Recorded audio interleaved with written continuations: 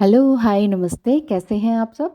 Love infinite में आप सभी का बहुत-बहुत स्वागत है। न्यू सब्सक्राइबर हैं तो भी आप सभी का बहुत-बहुत स्वागत है और आशा करती हूँ आपको इस चैनल से बहुत कुछ सीखने को मिले, समझने को मिले। अम, मुझसे हरसिमरन ने क्वेश्चन पूछा था कि ट्विन फ्लेम मिरर कैसे करते हैं और मिरर एक्सरसाइज क्या होती है? ट्विन फ्लेम जर्नी के लिए मिरर एक्सरसाइज क्यों ज़रूरी है? या फिर इनर वर्क में मिरर एक्सरसाइज का क्या रोल है और उसे कैसे करना चाहिए? देखिए, डीएम के बहुत से ऑब्सेशन होते हैं। थर्ड पार्टी सिचुएशन में भी हो सकते हैं, बैड कंपनीज में भी हो सकते हैं और ऑफ कोर्स बैड हैबिट्स लिए भी हो सकते हैं। अगर ऐसा कुछ भी नहीं है, बहुत शांत हैं, सीधे हैं, तो फिर विक्टिमाइज मेंटालिटी के भी हो सकते हैं कि मेरे अंदर ये नहीं, वो नहीं, मैं ये नहीं कर सकता, मैं वो नहीं कर सकता। गिल्ट में रहने वाले और इस तरह से सोचने वाले। बट जैसे-जैसे डिवाइन फेमिनाइन अपने हायर सेल्फ पे काम करना शुरू करती हैं, वैसे-वैसे ऑटोमेटिकली डीएम मिरर करने लगते हैं। जब तक आप डीएम से ये चाहते रहेंगे कि वो सुधर जाएँ, तब तक ये नहीं होगा। उसमें गलती ढूँढने के बजाय अपने इनर केयर को समझना होगा। इनर केयर क्या है? इनर इंजीनियरिंग है कि क्या गलती आपसे हो रही है। डीएम को चेंज करने के बजाय या डीएम को सुधारने के बजाय अगर आप इनर वर्क या इनर इंजीनियरिंग शुरू कर देंगे तो आप ही का फ़ायदा होगा। लेकिन आप ये सोचें कि आपको ट्विन फ्लेम जर्नी के बारे में पहले मालूम हुआ है और आप पहले अवेयर हुए हैं, तो जो सोचेंगे वैसा ही ट्विन फ्लेम भी मिरर करेंगे। तो फिर बार-बार अपने दिमाग को समझाना है कि जो मैं सोचूँगा या चाहूँगा तो आपके ट्विन फ्लेम भी तो वही सोचेंगे और चाहेंगे। तो काम कैसे बनेगा? गाड़ी कैसे चलेगी आगे?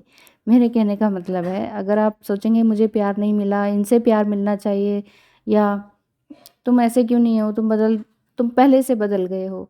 तो ऐसा ही मिरर आपका ट्विन फ्लेम भी करेगा कि तुम पहले ऐसी नहीं थी और तुम अब बदल गई हो।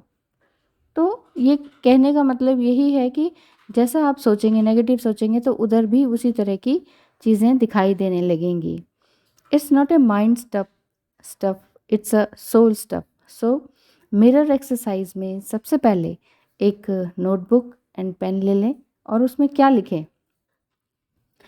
उसमें क्या लिखना होता है कि नंबर 1 कि मुझे अपने ट्विन फ्लेम से डीएम है या डीएफ, ठीक है? अधिकतर डीएफ को करना पड़ता है वर्कआउट, इसलिए ताकि वो अपने हायर सेल्फ में आ जाएँ। इसलिए नहीं कि डीएम को पीछे से खींच कर लेकर आएँ। डीएम तो ऑटोमैटिकली आते हैं। ये तो डिवाइन जर्नी है। आप कुछ नहीं कर रहे, आपके थ्रू ये काम करवाया जा रहा है। तो आप अपने आप को लकी समझिए, ना कि अनलकी कि हम ही क्यों करें, सारा काम डीएफ ही क्यों करे, ये क्यों नहीं करते हैं कुछ, इनको क्यों नहीं अवेकनिंग होती है।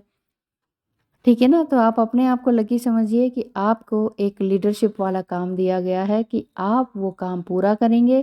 उसके साथ-साथ आपके डीएम की अवेकनिंग होगी। आप उन्हें अपने साथ तक लेकर आएँगे और दोनों मिलकर सोल पर्पस कंप्लीट करेंगे अपना। और सोल पर्पस इस तरह का होता है जो कि समाज को, सोसाइटी को बदलने लायक होता है। तो आप चाहते हैं ना कि समाज को और सोसाइटी को और ये सारे रिचुअल्स जो भी इस तरह के हैं जो दुनिया ने बना रखे हैं यही करने हैं, तो उसको करना ही होता है, ठीक है? तो अब आप जैसे मिरर एक्सरसाइज करेंगे तो इसमें नंबर 1 क्या लिखेंगे कि मुझे अपने ट्विन फ्लेम का बिहेवियर नहीं पसंद है और कौन-सा बिहेवियर नहीं पसंद है उसको लिख डालिए। और उसके बाद लिखिए कि मुझे उनका ये बिहेवियर पसंद नहीं है क्योंकि, अब क्योंकि के बाद उनका रीज़न लिख डालिए कि क्योंकि मुझे ये, क्योंकि मुझे वो, जो भी चीज़ आपको ट्रिगर करती है आप उस चीज़ को लिख डालिए, ठीक है? नंबर दूसरा पॉइंट है कि आप ये लिखेंगे कि मुझे अपनी इस बात से चिढ़ है। अब आप इसमें अपनी गलतियों को लिखेंगे कि मेरे अंदर ये गलती है, मेरे अंदर ये कमियां हैं, मैं इसे सुधारना चाहता हूँ या चाहती हूँ। क्यों? क्योंकि उसके बाद भी आप उसके आगे रीज़न लिखेंगे। भाई मान लीजिए कि आप बहुत ज़्यादा गुस्सा होते हैं या ट्रिगर हो जाते हैं उनसे, तो आप ये लिखेंगे कि मेरे अंदर ये गलती है, एक मिस्टेक है मेरी कि मैं ट्रिगर होती हूँ या होता हूँ, तो मुझे इसको सुधारना है। क्यों? क्योंकि इससे पहले मैं ही हर्ट होती हूँ या होता हूँ। ठीक है? डिवाइन फेमिनाइन मस्कुलाइन बॉडी में भी हो सकती है, समझ रहे हैं ना? मेल बॉडी में भी डिवाइन फेमिनाइन एनर्जी हो सकती है। Divine feminine and divine masculine दोनों एनर्जीज हैं, बॉडी नहीं है। ठीक है? तो आपके अंदर क्या चीज़ गलतियां हैं, क्या चीज़ गलत है, क्या चीज़ आप अपने आप में सुधारना चाहते हैं, लिटरली मन से। ठीक है? तो वो चीज़ आप लिखेंगे विद रीज़न। तीसरा, ask yourself, is there any truth of this statement, जो मैंने ऊपर लिखा है कि मुझे अपने टीएफ के बारे में ये पसंद नहीं है या मुझे अपने बारे में ये पसंद नहीं है, क्या है ये सच है या मैंने जस्ट ऐसे ही लिख दिया? ठीक है? और फिर लिखना शुरू करें कि आपको फर्स्ट 2 सेंटेंसेस में क्या सिमिलैरिटी लगी। 2 सेंटेंसेस मतलब पहले 2 काम जो आपने किए कि मुझे अपने डीएम में या टीएफ में ये बिहेवियर पसंद नहीं है क्योंकि ऐसे ऐसे ऐसे है। ठीक है? और मुझे ये बात अपने बारे में भी सुधारनी है क्योंकि ऐसे ऐसे ऐसे। तो फिर ये देखिए कि इन दोनों में सिमिलैरिटी क्या है। ठीक है? यहीं से पता चल जाएगा कि आप दोनों एक दूसरे को मिरर कर रहे हैं या नहीं। ठीक है? आप अपनी गलतियाँ भी सही तरीके से पहचान जाएंगे। और फोर्थ क्या करना है, अपनी आंखें बंद करें और इमेजिन करें कि आपने अपने आप को कितना हर्ट किया है, कितनी प्रॉब्लम में थे और अब आप वो सारे प्रॉब्लम्स और नेगेटिविटी को सरफेस पर ला पाए हैं। आप इस तरह से इमेजिन कीजिए कि अब आपके ऊपर हर तरह की सारी जो गंदगी थी, नेगेटिविटी थी, वो सब सरफेस पर आ गई है। I mean what you need right now to heal, ये आप समझ पा रहे हैं? आंखें बंद करके इमेजिन कीजिए। What you need to feel loved right now, इसको भी आंखें बंद करके समझिए कि मुझे इस टाइम किस चीज़ की ज़रूरत है।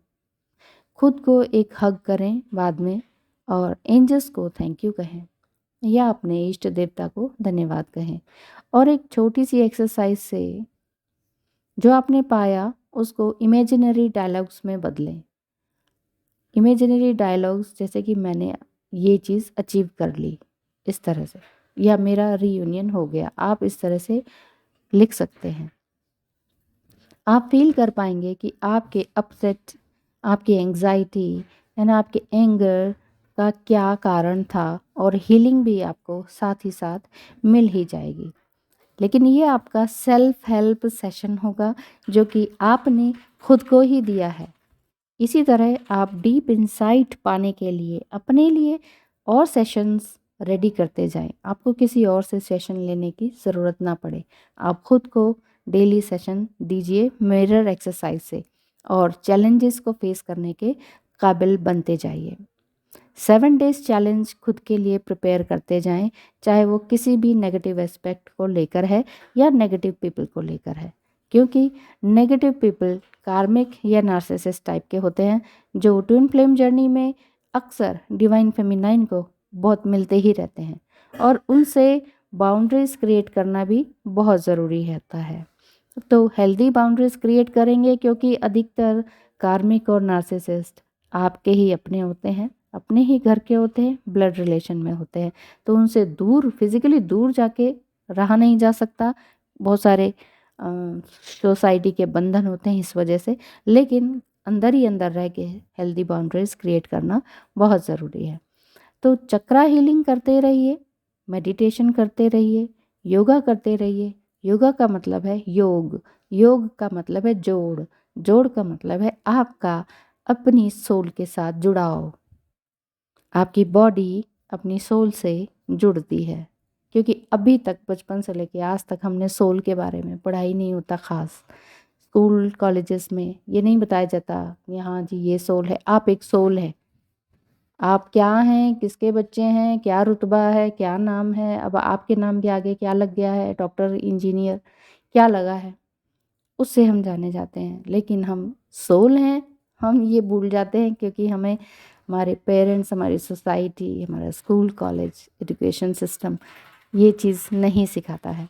तो जब आप ट्विन फ्लेम जर्नी में आ गए हैं और आप डिवाइन फेमिनाइन एनर्जी में हैं, तो समझ लीजिए आप लकी हैं। कभी भी अपने आप को अनलकी ना कहें, परेशान ना हो, पैनिक ना हो कि हमें ही क्यों करना पड़ता है सब कुछ।